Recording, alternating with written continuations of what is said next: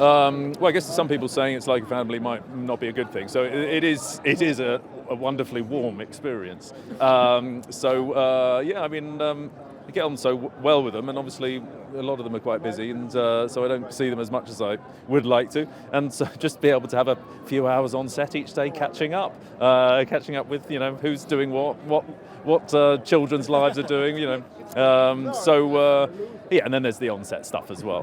But actually, in some ways, we now sort of know our characters and relationships so well over the course of the last 3 or 4 films that that is so much sort of easier. That sort of the relationships and the camaraderie sort of I think finds its way onto screen. I haven't seen it yet. Might be talking out my.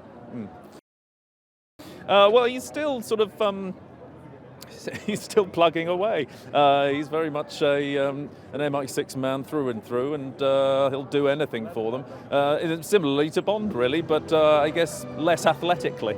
Yeah, if there's a report that needs filing or something that needs typing up, he'll do that with us 110%. I think just seeing the way that he's sort of grown into it, and the authority and the kindness with which he conducts himself, with which he creates this atmosphere, the sort of spirit of togetherness that he shows and that he implements into an on-set life. I know there must be a lot of stress dealing with the sort of the weight of expectation that comes with James Bond, but in terms of being on set with someone, it's an incredibly easy and relaxed environment that he set up.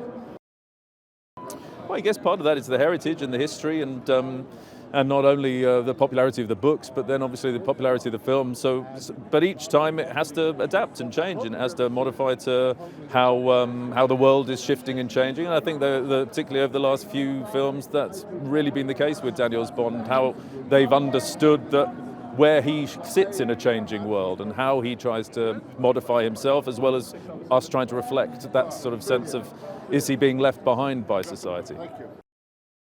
Well, I think it's just as... I mean, there's obviously the excitement and the fun and the adventures and thrills and spills of all the James Bond films, as well as the heart and the journey, and that sense of a finality of saying goodbye to Daniel's Bond. But also, I think, just to get back into cinemas, going to see like these big films which are made exclusively to be shown in these big cinemas.